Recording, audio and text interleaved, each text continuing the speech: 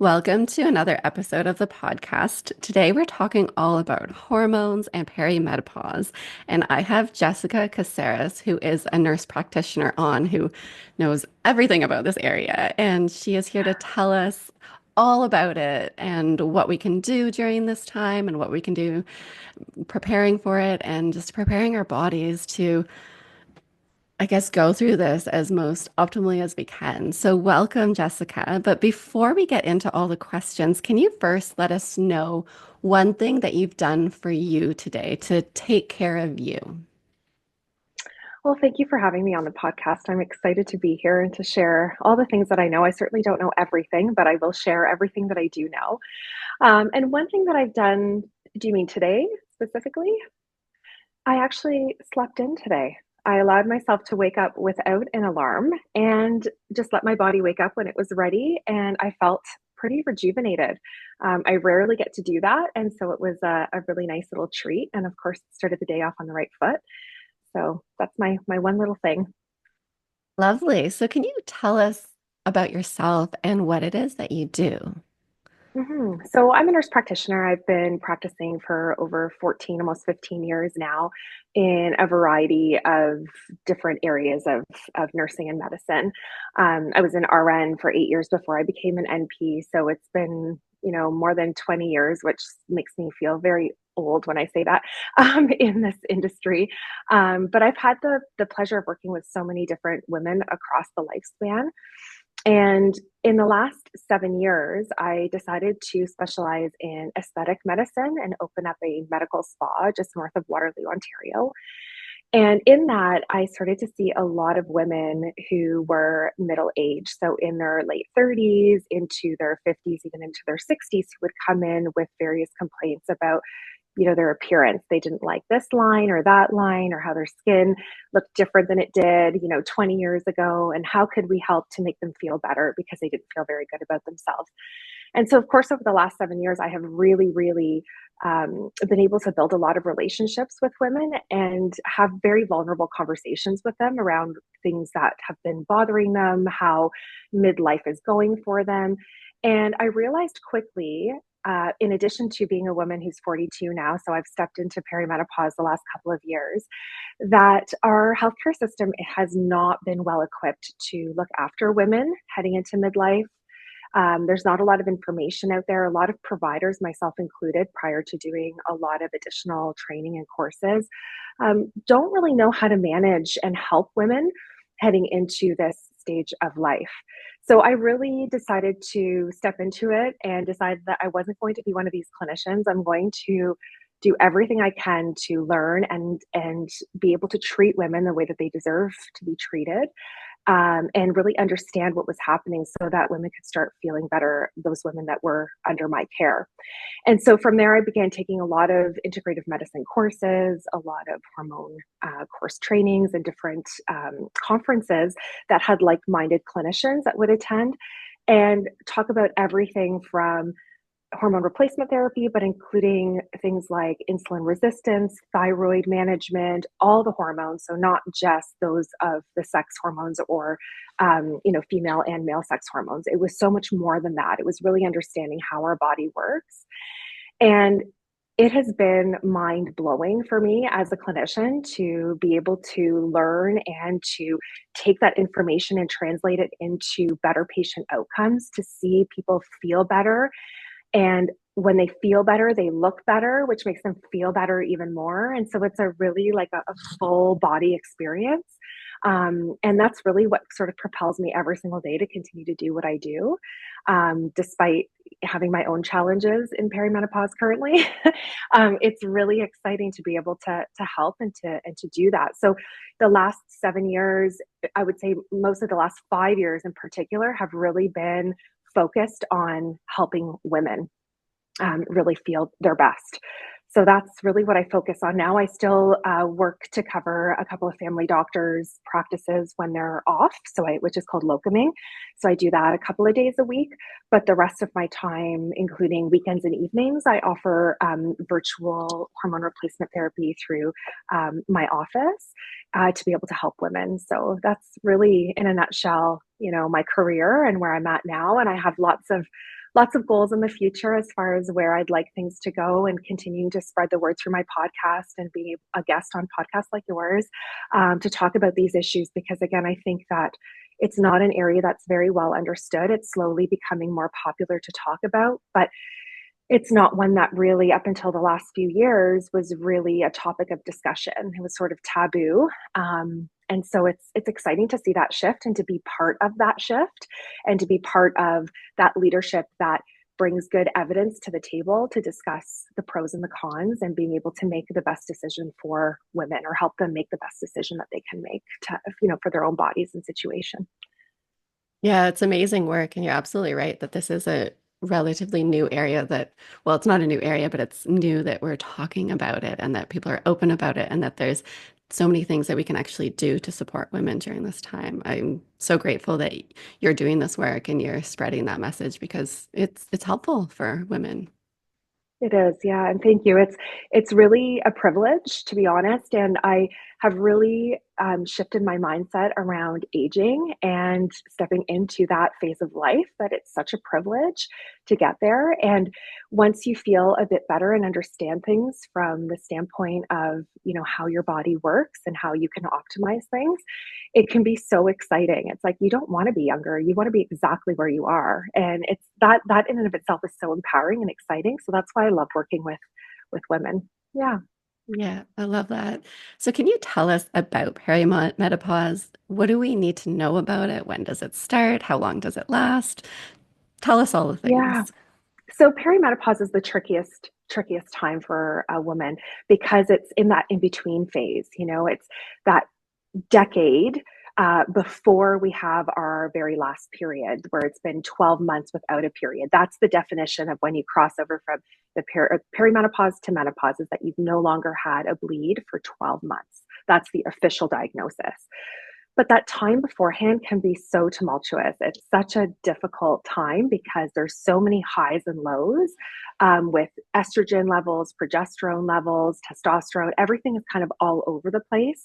And that's generally where women start to feel very unwell. There's, of course, different stages of perimenopause. So it starts off at the beginning, there's a midpoint and an end point right before we transition into full blown menopause. And oftentimes that is the most difficult time, as not only as a woman going through it, but also as a clinician trying to figure out where somebody may be in their journey.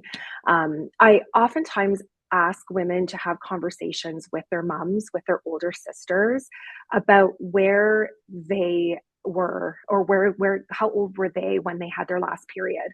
If they're, of course, if their sister is older, what have they experienced? It's sometimes very difficult if um, their mom has had a hysterectomy, or they don't obviously have an older sister. It's very difficult to sort of gauge that. But generally speaking, we tend to follow our mom and our older sisters path, or their timeline. So that's usually very, very helpful, if you have that information. But generally speaking, the majority of women in North America will go into menopause around the age of 50 to 51.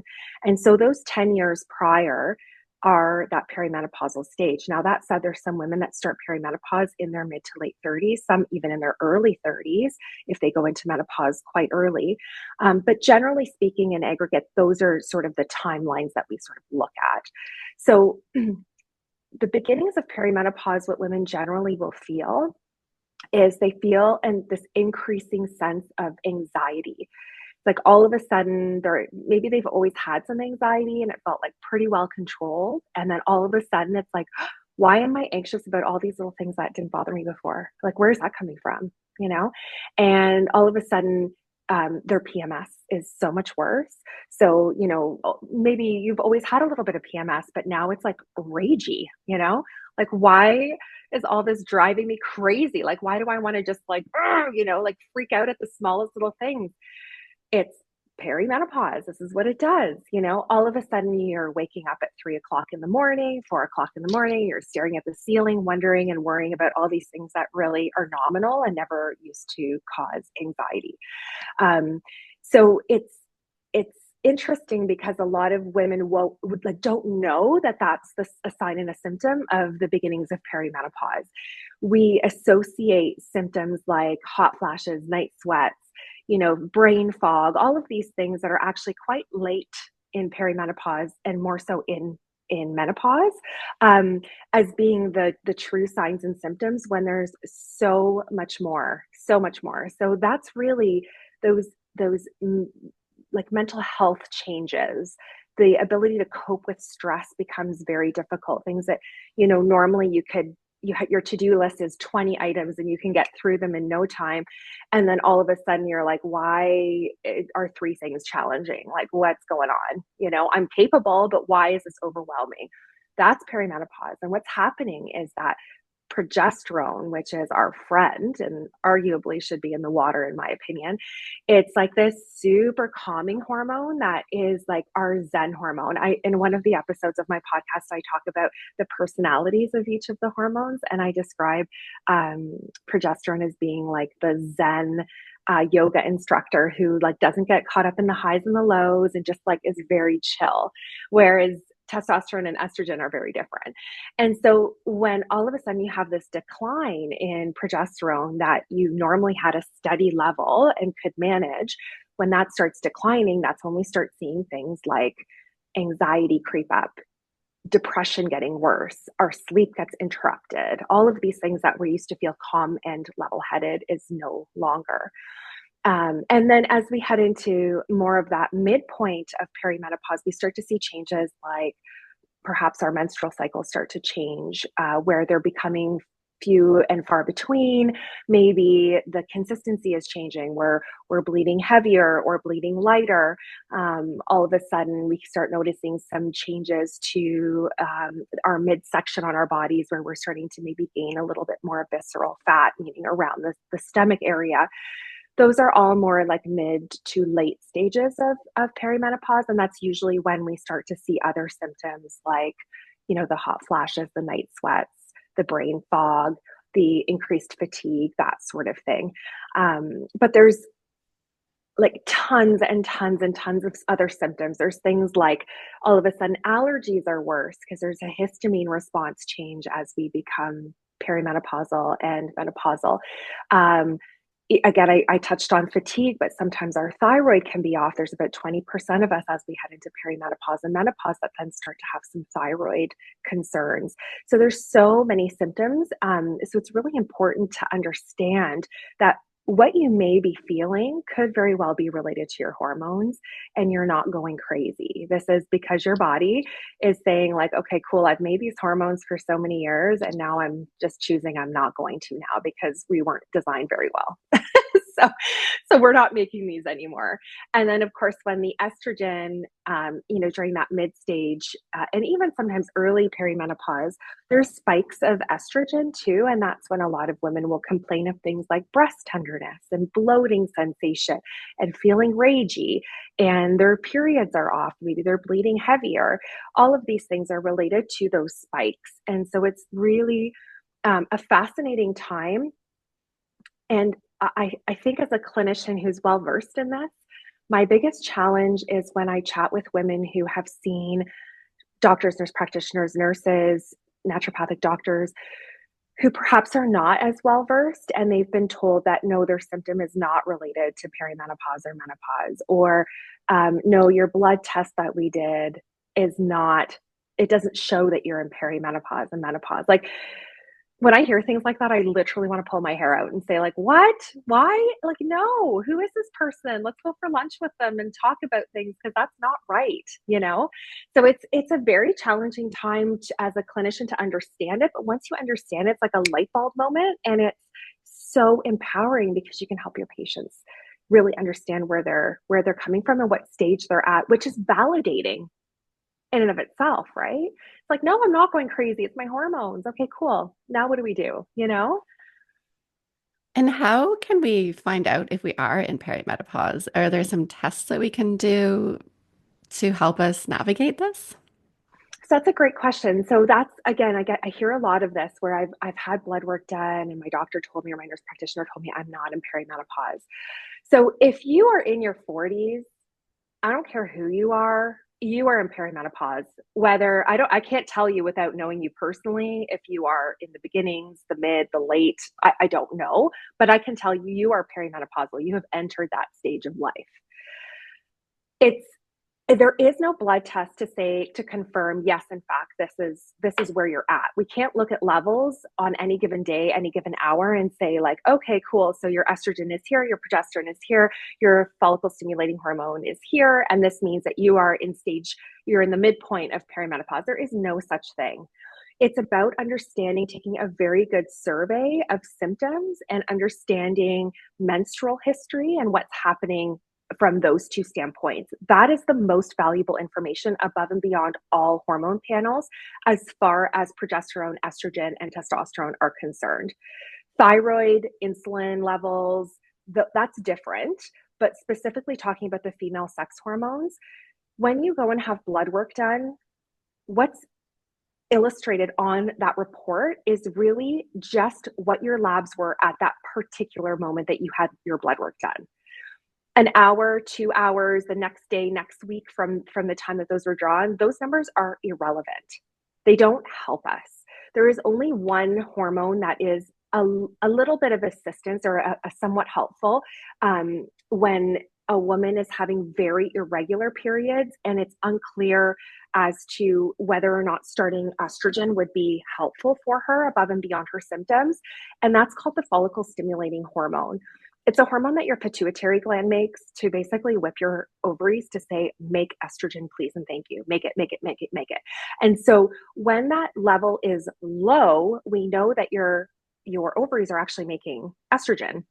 When it's high, we know that your pituitary gland is sensing that you have low estrogen. So it's trying to get your estrogen to, or your female sex glands to start make, which is your ovaries essentially. There are other areas that in our bodies that make estrogen as well, but to make estrogen so that we're feeling better. So when that number is high, it's a good indicator that a woman could be in that mid to late stage.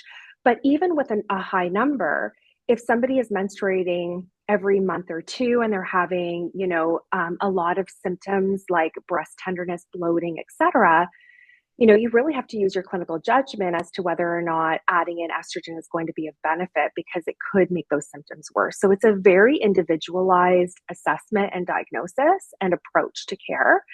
And so again, that's why it's so important to chat with somebody who knows what they're doing and understands and can really take a look at the panel and say, okay, it's only one piece of the puzzle. It is not the end all and be all. It is about treating the client or the patient, not the numbers, because that's not helpful. And oftentimes clinicians will get into trouble. I've had other colleagues who have reached out to me and said, hey, so I had this patient, they would like ran through the history and I started them on estrogen because this is what their lab showed, and they're feeling terrible. They're feeling super anxious and angry and bloated, and their marriage is on the rocks now as a result. And I'm like, no, take them off the estrogen. They didn't need it.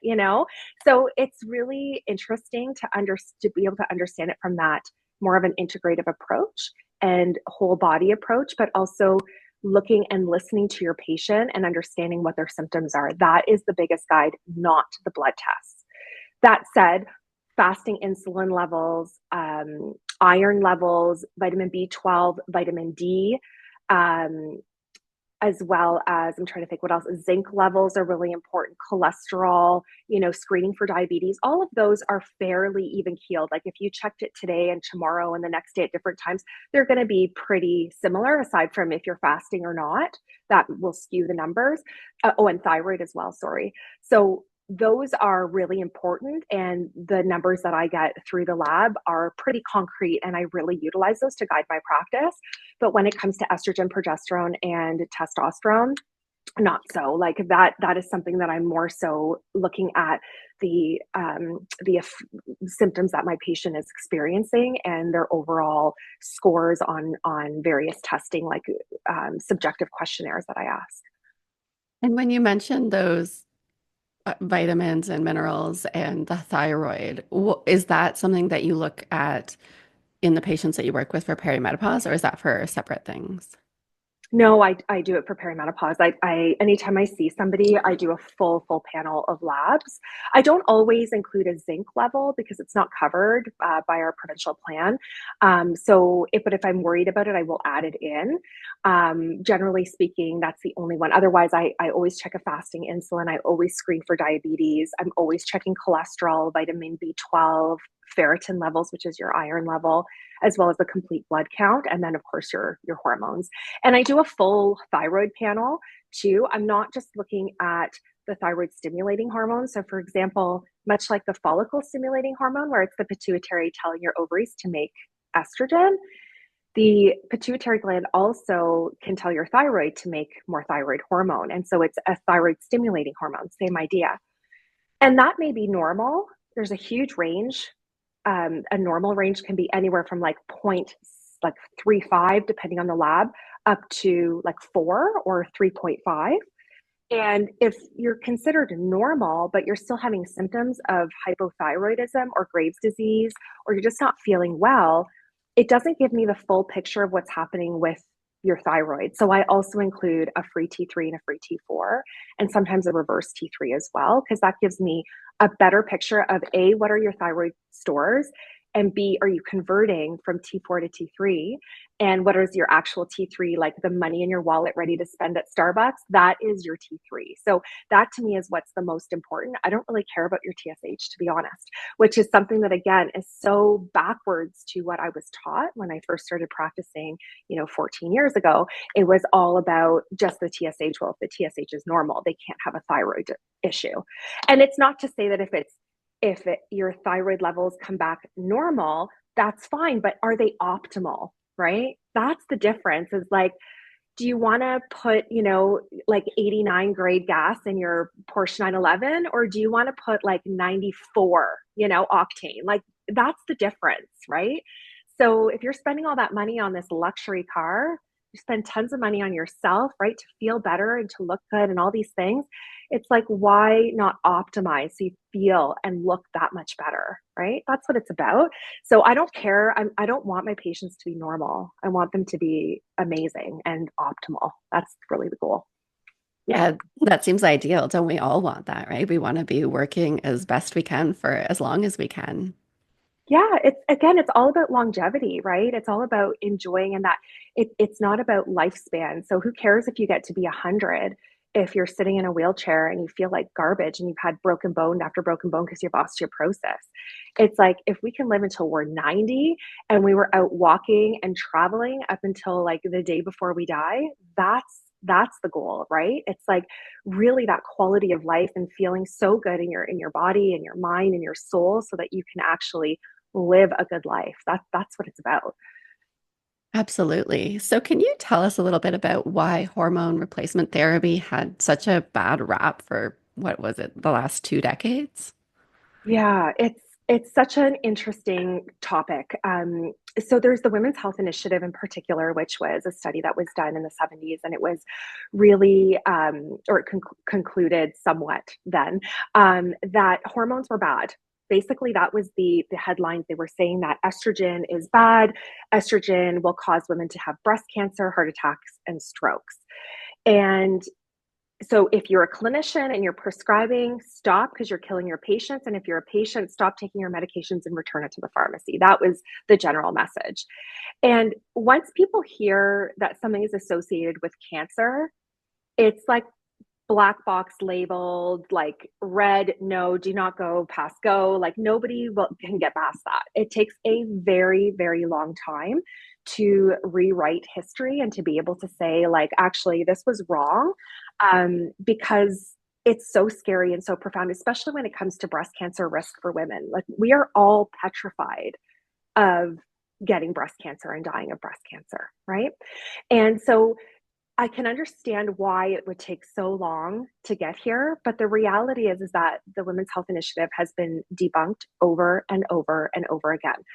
There were a lot of good bits and pieces of information that came out of the Women's Health Initiative, such that we know that estrogen is supportive for bone health, so prevention of osteopenia, which is thinning of bones, and later on the development of osteoporosis. which is complete thinning of bones, which puts you at high risk of fractures. And we know that when somebody breaks a hip, they're, within a year of breaking their hip, their mortality rate is extremely high. So a lot of things like that came out of the Women's Health Initiative were amazing. Another thing that came out of it that was fabulous was the importance of high protein for women and maintaining lean muscle mass, again, directly correlated or linked to that of good bone strength. But what wasn't shared when the data was basically disseminated to the world was that what was tested was, first of all, synthetic hormones. So they didn't look at bioidentical hormones. So they looked at like not an estradiol, which is what you and I have made our entire lives. They didn't look at micronized progesterone, which is the progesterone that we've made our entire lives. What they did was they looked at progestin and a synthetic estrogen. Okay, so very different to what I prefer to prescribe in my practice, because we know that it has a very high safety profile, first of all. Second of all, the group of women that were studied were actually postmenopausal. So the average age of the women or the subjects in the study were actually in their 60s. I think the number is like 63 was the average age. Well, they have surpassed their perimenopause and their menopausal stages. And we already know that women in their 60s and 70s are at a higher risk anyway of developing heart disease, cardiovascular disease, and stroke, as well as breast cancer. And so it wasn't a true representation of the women that should be on HRT for the purpose of replacing hormone levels to a physiological state of about where we are in our early 30s. That's sort of the goal. We're not replacing them to the point where you were in your 20s. Nobody wants that, or even in our teens. Like, no, thank you. It's really just enough to feel better, to prevent things like osteoporosis. It helps to reduce inflammation in our bodies, helps with aches and pains, improved intimacy, so vaginal dryness during intimacy, as well as just overall feeling better, helps with our nails, our skin, our hair, all of these things. That is the goal. It's about helping us feel better and keeping us feeling healthy or being healthy. It's not about replacing to a point where, again, we were in our youth. And so the study was just not a great study for all those reasons.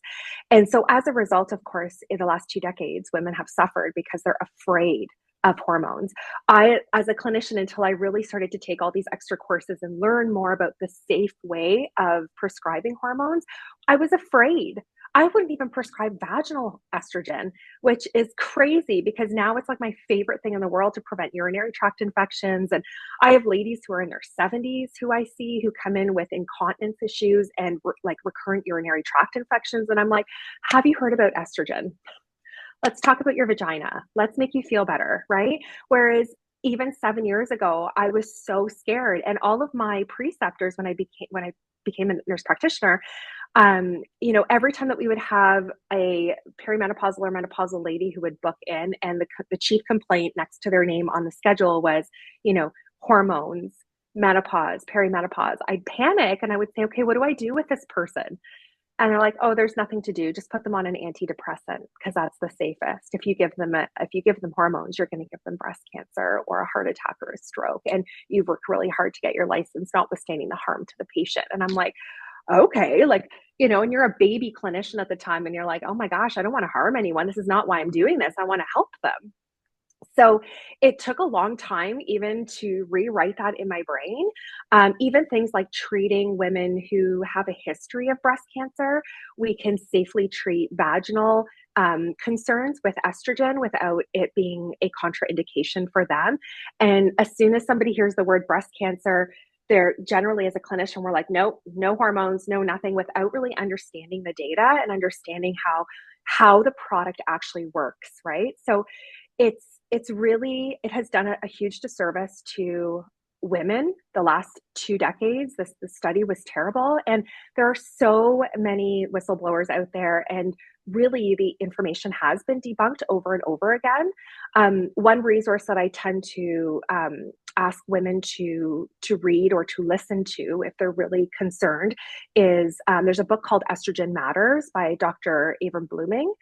And it's a fabulous, fabulous book that really breaks down the concerns around estrogen and the Women's Health Initiative. It's really well written and an easy read, not a ton of medical jargon, which is appreciated. And so it really does break down how this study really did ruin women's health for 2 decades. So, I think back to my mom, who's now 80. She was on hormones during that time. I remember I was in the verge of going to university at the time. And I remember her saying that, she can't have hormones because it's going to cause breast cancer. I know it's all about breast cancer, but at the time I didn't really know. And of course, now it's like you think back and it's unfortunate because she really suffered through a lot of symptoms. And I believe that she would have done better and she would have had better outcomes. And even now, she unfortunately has pretty severe dementia. And I think of all the things, although we can't say that hormones prevent dementia, we know that it can definitely improve outcomes overall. We don't use hormones to treat dementia per se, but I think, heck, had she have been treated when she was in her 40s and 50s, what would she be like today as opposed to having zero short-term memory and no quality of life? So it's really impactful when I see that with my own family.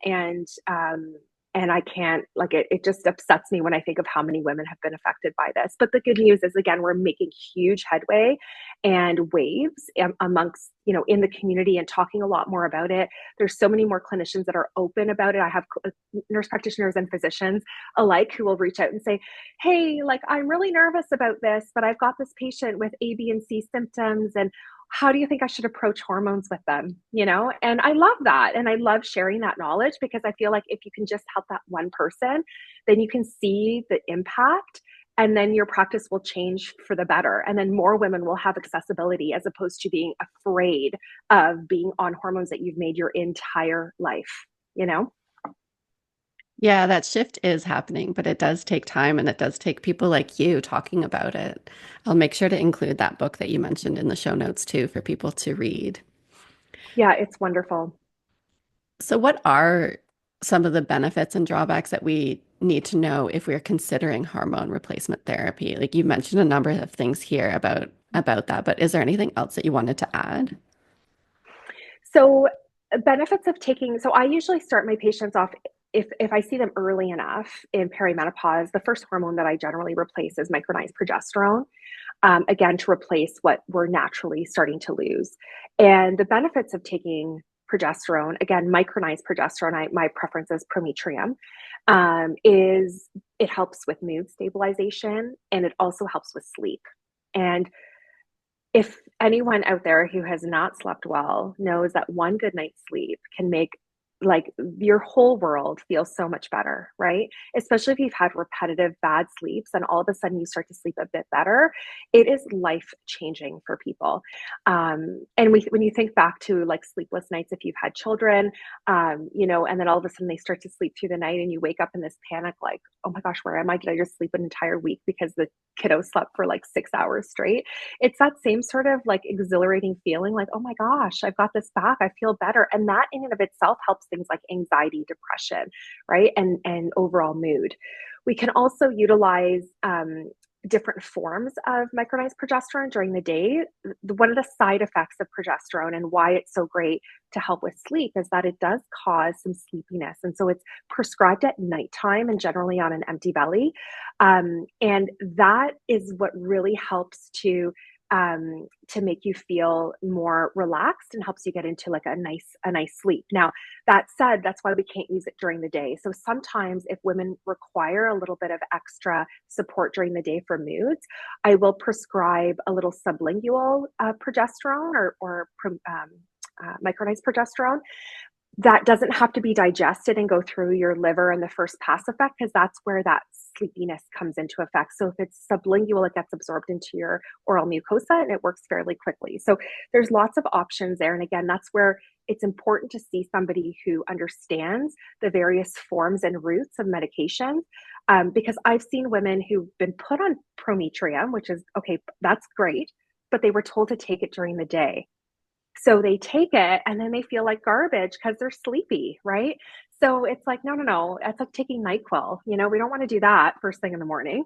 So it's really fabulous to understand what it's doing for you, but then also how to properly take it. So that's really the side effect with progesterone is that, or the prometrium in particular, is that it can make you feel sleepy, but that's not a bad thing. That's a good thing. We actually use it to our advantage. Um, there's some women that will be apprehensive about trying progesterone because they perhaps were on like a Mirena, so an intrauterine device that has synthetic progesterone, or they were on Micronor, for example, like a progesterone only oral contraceptive medication. Progestins and micronized progesterone are totally different. They're not the same thing, and they work very differently. And that's why you can't compare apples to apples. So if you had side effects with progestins, it doesn't mean you're going to have side effects with micronized progesterone. So I would urge anyone to give it a shot because it can make you feel a lot better. And again, it's identical. That's why it's called bioidentical to what you have made your whole life. The difference is it's made in a lab. I don't prefer to do anything compounded for progesterone. There are pharmaceutical brands like Prometrium that makes an actual pharmaceutical, like stamped approved, FDA, Health Canada approved option, as opposed to something that's compounded in a pharmacy. And there's room for error in that compounding process. There is one compounding pharmacy in Kitchener that I love and will use for testosterone, or for the sublingual progesterone, because that's not something that you can easily get that's pharmaceutical. In fact, it's not available. But generally speaking, if I can avoid anything compounded, I will. And also from a standpoint of coverage for drug plans, generally compounded medications are not covered. So I'm trying to find the most cost effective, but also super effective, medically speaking, for my patient, right? So estrogen, on the other hand, where there's some troubles that we can run into in a select population. So patients with a history of blood clot disorders. So they've had themselves either a deep vein thrombosis in their leg or arm, maybe a pulmonary embolism, so a clot in their lungs, or they have a very strong family history of clotting disorders, or they are a smoker. I do not prefer to use oral forms of estrogen because, much like the progesterone and anything else that you take orally, what happens is that it does have to be metabolized through your liver and go through what's called this first pass effect. And we know that in this particular group of select people, that there is an increased risk of developing more clots when you're taking oral estrogen. And so I almost always choose transdermal estrogen, and I choose estradiol. So again, bioidentical estrogen that we've made our whole lives. And so there is a pharmaceutical option called estrogel. There's also Climera patches. There's different methods that are all pharmaceutical based that are easy to use, and they're all transdermal. So even if you don't have a history of clotting issues, my thought process is, why take a risk and use oral if we can just stick with transdermal? It's easier, and it's one less thing that you're having to consume, right? And it gets absorbed really easily, and it's super affordable, right? So, and there's lots of options. Like I said, there's patches with different doses. There's also vaginal rings that we can use. And of course, then there is the topical gels. So they're easy to titrate and adjust doses too. So it's very customized to, how you're feeling. And like I said before, some of the side effects with the estrogen, above and beyond, of course, the concerns around the clotting, which we bypass with topical. And again, that's in such a small portion. Like it's people are so afraid of it, again, from the Women's Health Initiative, but we're not talking about synthetic, we're talking about bioidentical. But regardless, we're taking that whole risk right out of it being digested by our liver by doing it topically. But some of the other side effects that women can feel if their dose is perhaps a little too high is the breast tenderness, the bloating, feeling a bit ragey. Sometimes we can elicit a period when estrogen has started in women who are in perimenopause. Sometimes when they're in menopause too, that can happen. But generally speaking, it's if that's happening, then we need to generally reduce the dose. If it's 2 or 3 months in a row where you're feeling really unwell, then that needs to be adjusted. But that's where having that close follow up with your prescriber is really important so that they can titrate according to your symptoms. But most women do very well with 1 pump of estrogen. Sometimes we have to go up to 2, but it's a small portion of women. And there is no rhyme or reason. I've had like the tiniest clients or patients that need 2 versus like a larger body needs only a half a pump, right? That's why it's so customized as far as what your body really needs and understanding the symptoms. But that's generally, the risk with estrogen. Now, the concerns with breast cancer, I want to touch on this because it's really something that causes a lot of fear, is that if you are a woman who is what's called BRCA positive, so you have that gene in your body that that your risk of developing breast cancer is extremely high. Probably you know this because a sister or your mom or somebody else in your family, but generally it's first degree relatives, so a sister or parent developed breast cancer before menopause. That already puts you at a very high risk of developing breast cancer. And what we know about estrogen, because estrogen really is a growth hormone.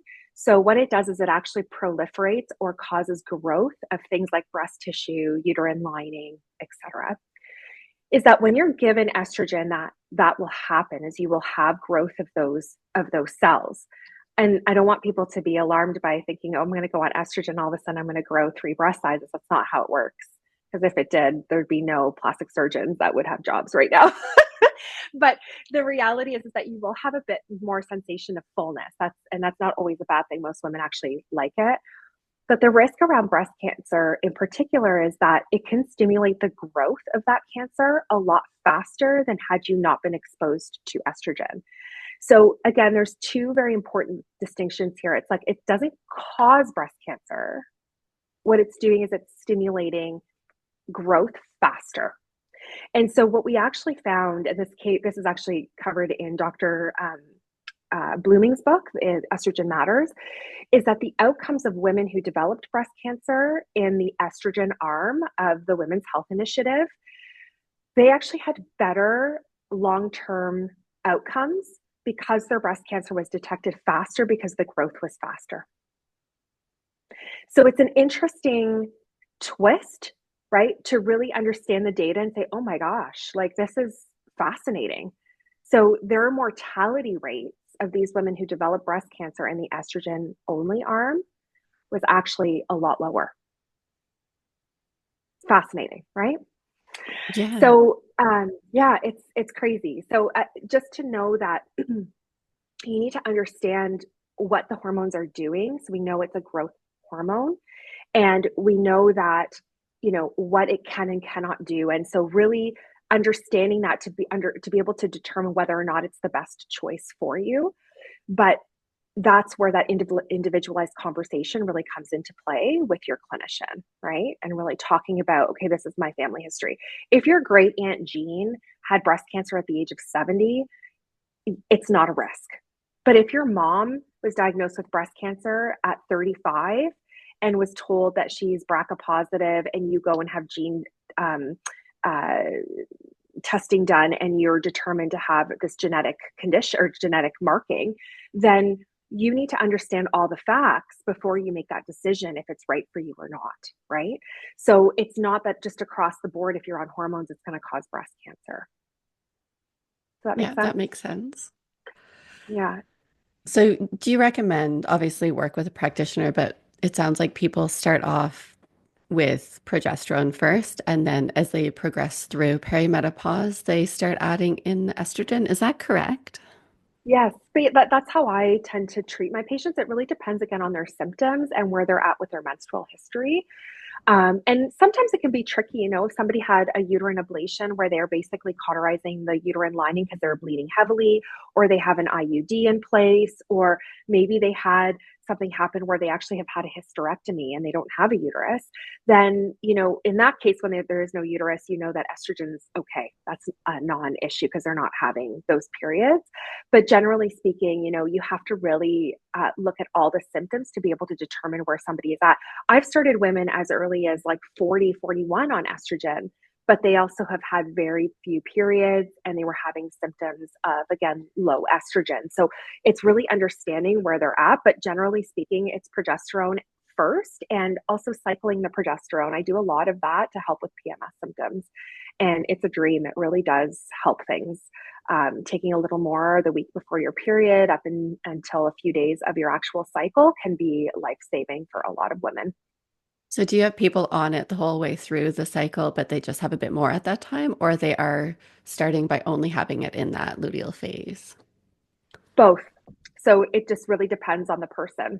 If they're telling me that they're feeling more anxious, more depressed, they're not sleeping well, they may be a candidate to be on it every night. And then if they're not having PMS, then we don't titrate, but sometimes we need to up the dose. Sometimes we're only using it premenstrually for that luteal phase. It really just depends on the person. And again, that's where such a good health history comes into play, in order to really understand what a woman needs. Yeah, that makes a Yeah. lot of sense. And are there lifestyle strategies that we can do to support our bodies to have optimal production of these hormones as long as possible? Well, it's really about, if there's anything that I can suggest, it's managing stress. Managing stress is the most important, because we know when our cortisol levels are elevated, then that affects all of our hormones, right? And so by trying to manage stress as much as possible, and whether that means going to yoga twice a week or going for a walk, a 20-minute walk every day, whatever it is that you need to do to manage your stress effectively, that is the first step, because stress really does cause a lot of havoc in our body and really can increase inflammation overall. So that stress management is key. In addition to, of course, trying to be as active as possible. And I feel bad saying that right now because I'm in this phase of chaos in my life where where my partner John and I have been saying we need to start getting active again. We've not been active, and we're like, okay, tomorrow, and then tomorrow never really seems to come because 10 million other things get thrown onto your plate. So I feel like a bit of a hypocrite to say that, but in a perfect world, getting moving your body is really medicine, right? It's really helping that serotonin. It's helping that all of your hormones really come together and to feel better. It also will help your sleep to be better quality. So that's really important. And of course, the protein intake. Getting protein in your diet is so important for a million different reasons, but in particular, what it does is it really helps to level out your insulin levels, which again, insulin is so closely intertwined with our thyroid hormone, with vitamin D levels, with our estrogen, progesterone, and our testosterone. Like it all is on an axis and really does work together. So by maintaining a higher protein intake, we can really support that. In addition to supporting that lean body mass, which helps with things like bone strength, right, and that overall um, longevity, right? It's again about that wonderful, health span versus a lifespan, right? It really all is intertwined. Yeah, yeah, that makes a lot of sense. So, what about other health practitioners who want to start skilling up in this area? Because, Yeah. like you mentioned, a lot of them don't have that previous experience or training in their education. What do you recommend for, like, are there any trainings or resources that you recommend to health professionals to skill up in women's hormones, perimenopause, and menopause? Yeah, so it depends on where where the clinicians are located. I actually have all my my resources, my hormones right here. I did a four-part series of a course that is actually it's an American course and it's based out of Salt Lake City in Utah. Oh, sorry, I think I just hit something. Are you okay? Do you still see me? Okay, sorry. So it's a four-part series that's based out of Utah, and it's It's through the Academy of Prevention and Innovative Medicine through WorldLink Medical. And so Dr. Rouzier is basically the professor. He's actually an emergency medicine physician who had the same type of experience, tired of like seeing all of these patients who, were not getting better, had a lot of concerns that were not being addressed, and felt like we need to do better. There needs to be more. And so really started to branch into functional medicine and then develop this course for non-functional medicine clinicians and prescribers to learn more about how to manage hormones. So it's not just about HRT or hormone replacement therapy. It's about everything. We talk, like he teaches you about everything from PCOS to insulin resistance, which is a big part of PCOS. We don't chat a lot about fertility. It is mostly about that mid life time for both men and women. So testosterone decline in men in particular. But it really is a whole body approach to what is happening. So it was really well done and really, the syllabus is fabulous. Like everything about it is great, but it's intense. And there's a reason why it's only offered, part one is offered, one time a year. They're all sort of offered once a year, and there's many months in between so that you can take away what you've learned, apply it in your practice. And then there's a whole community there that you can connect with. So that was my sort of go-to in addition to attending other conferences. I think anything that's functional medicine related that welcomes medical providers, not just naturopathic, is the place to go. And you can always learn something. And when you're with like-minded clinicians, you don't feel stupid asking questions, right? There's nothing worse than saying, is it okay to order something other than a TSH to check thyroid levels? Like if you were in a conventional medicine conference, you'd be looked at like you're crazy. Like, why on earth would you do that? But then when you're with people who understand it, it's like, these are your people, So it's a very, very collaborative and very nurturing environment for individuals who've been practicing for a while, but feel like they really need to step up their game because they know that they're not providing the best care possible. So that would be my recommendation if anyone looking into that. It is for specifically, I think you have to be a nurse practitioner or a physician to attend. I'm not sure what other specialties can attend. I think there are naturopathic doctors for sure that were there as well. But yeah, that would be my recommendation. And also just connecting with, I'm happy if there's anyone listening who wants more information on that, they can reach out to me and I'm happy to guide them to my resource or my resources. But it's not as hard as it seems to find education out there. You just have to look for it, because it is there. There is no excuse to say that, okay, so we weren't taught that, so I'm not going to practice that way. You can educate yourself. There's so much out there. There's also A4M, which is an American academy as well that has a lot of online training. It wasn't really for me. The way that they sort of taught was just very online based, and I prefer to be in person. So it just wasn't something that I loved, but I have other colleagues who have attended and love their seminars. So there's a lot of information, a lot of information out there about anti-aging medicine and integrative medicine. Yeah, Yeah. excellent. Thank you for that. What about resources for people who are like for women who are wanting to learn more about this area? What do you recommend? I know you recommended the book. Um, what was it? Estrogen matters. Yes, thank Yeah. you. Are there any Yeah. other books that you recommend or any other resources? Yeah, so well, there's the Canadian Menopause Society is a great resource, as is the Menopause Society. So those two, I'm a member of both of those organizations, and they have a lot of great information on their websites. So there's a lot there. I'm careful to recommend any of sort of like the influencers on Instagram. There's a lot of doctors, in particular in the US, who are becoming more influencers than anything else when it comes to hormone replacement therapy. And while I agree with a lot of the information they share, sometimes it's a little like unclear and it's not great evidence. So I don't really tend to recommend, going that way. I think you have to take the information that you learn from social media and take it with a grain of salt because it's not always accurate, and trusting more of your clinician who's well versed in this area of medicine as your go-to and your guidance more than anything.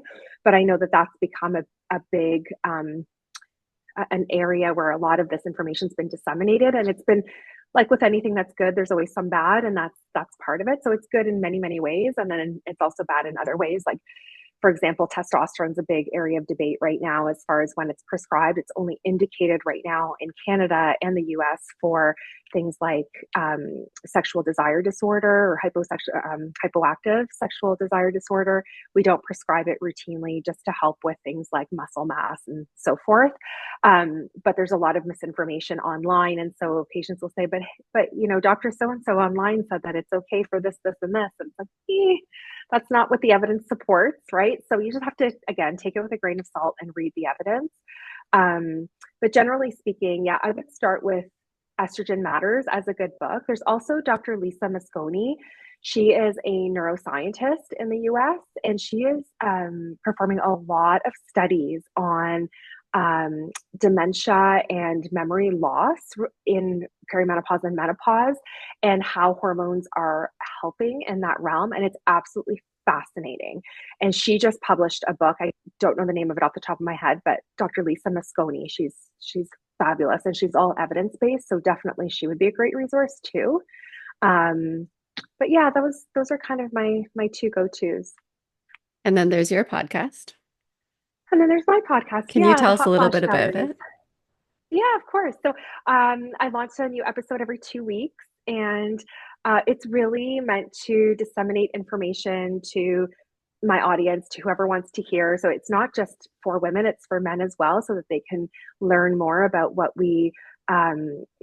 what this stage of life entails and how they can help their significant other if they're with a lady, and sort of, make that stage of life a little bit better, not worse.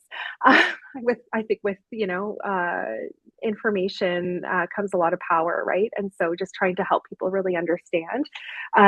It's a very relaxed podcast.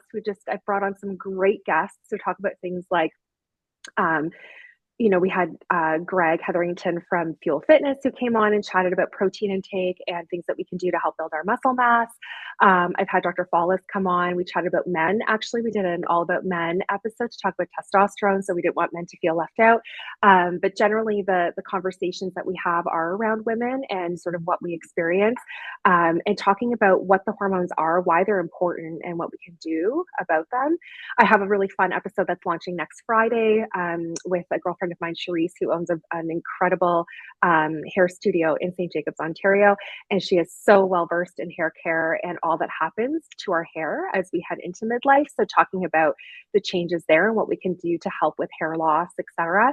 So that's like a fun episode. We're going to be talking about changes to our skin as well, and what we can do to improve our skin as we get older as well. Because again, just like when we're teens and have acne to then when we're in midlife, things change, right? Our dermis changes. So it's really just bringing awareness to various aspects of our bodies, our minds, our souls, and really how we can navigate this tricky stage and feel the best that we can in this community of supportive women. So that's really what it's about. And I would love for you guys to have a listen. I think I'm only like 10 episodes in or something. It's fairly new. I just launched it last fall. So it's really come together.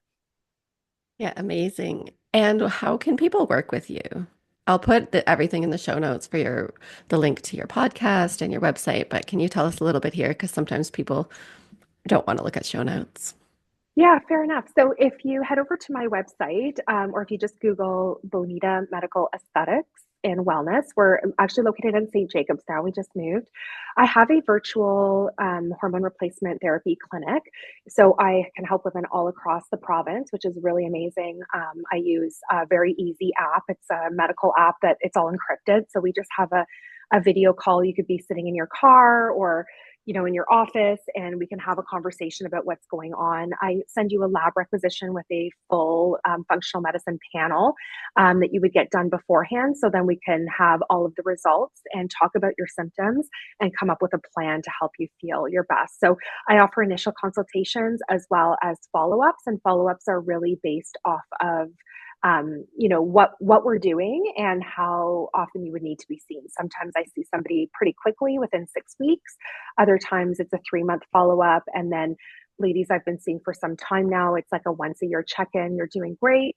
feeling good, doses are good, great, here's your year's supply, let me know if anything changes, so it's pretty easy peasy and very accessible because you can do it from anywhere, from your computer, from your phone.